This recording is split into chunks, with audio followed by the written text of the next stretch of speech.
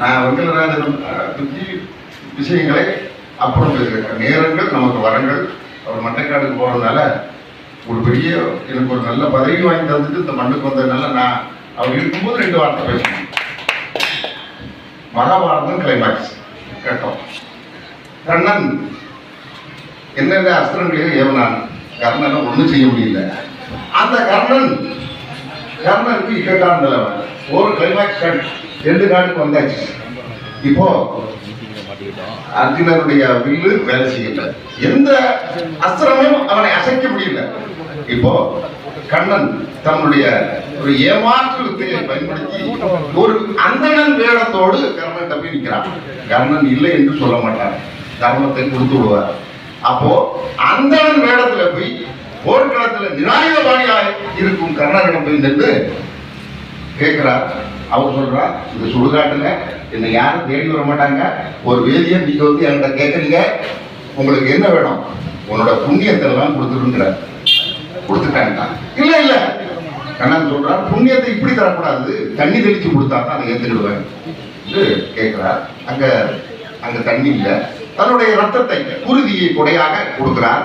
கொடுத்தாச்சுன்னா அந்த இவருடைய புண்ணியம் அவர் கணக்கில் சேர்ந்து வேதியன் கணக்கில் சேர்ந்துட்டு கர்ணனுடைய பவர் விழுந்திருக்கு. இந்த சமயத்துல அந்த கிருஷ்ணன் வடிவில் இருக்கிற அந்த அந்தனம் கேட்கிறாரு. அவரு கடவுளுக்கே மனசை கொடுத்துட்டு எல்லாத்தையும் கொடுத்துட்டானே. கர்ணன்கிட்ட கேட்கார், உனக்கு இப்ப நான் ஒரு வரம் தரணும். அந்த வரம் பெரிய வரம், அந்த வரத்தை உனக்கு தர்றேன் இது சொன்னோட சாகும் தருவாங்க.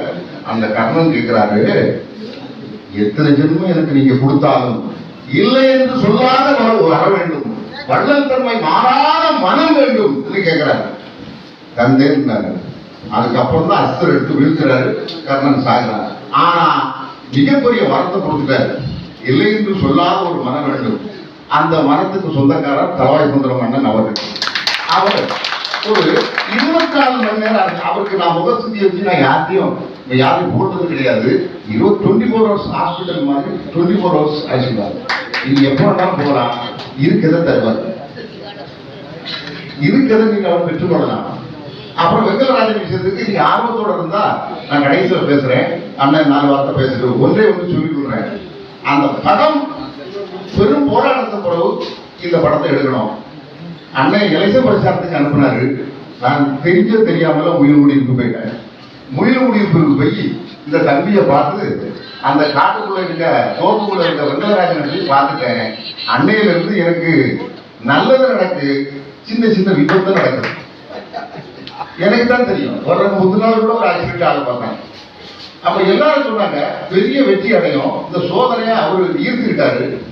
சொல்றாங்க அந்த மயிலிறகுல தப்பவும் இல்லை. வரும்போது ஒரு ஆக்சிடென்ட்ல மயிலிறகுல தப்பிட்டோம். அப்போ எனக்கு தோணுது, நான் வெங்கடராஜன் இதை கும்பிடும் போது வீட்டுல நாய் கூட்டிட்டு நாய்னா கால போய் பயிர் வரும். தெரிஞ்சவங்களுக்கு தான் தெரியும், ஆன்மீகம் தெரிஞ்சவருக்கு தான் தெரியும். உங்களுக்கு அது நாய், அது கால பயிர் வரும்.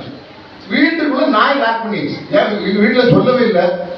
வரிசையா ஆளும்போது கதை உடைச்சு தான் இருக்கு. நான் வெங்கடராஜன் மண்ணில் இருக்கு. அந்த மண்ணை எடுத்து நான் பாக்கெட்ல வைக்கும்போது அங்க உடைச்சு. அப்போ எனக்கு நான் மட்டும் தான் உணர்ந்தேன். ஐயாவை படம் மூஞ்சோதனை, காமராஜ் படம் மூஞ்சோதனை. இது உச்சகட்ட சோதனையை நான் சந்திக்கணும். உங்களுக்கு நான் தயார் நிலையில் இருக்கேன். இந்த படத்தை ஒரு காவியமா எடுப்பேன்.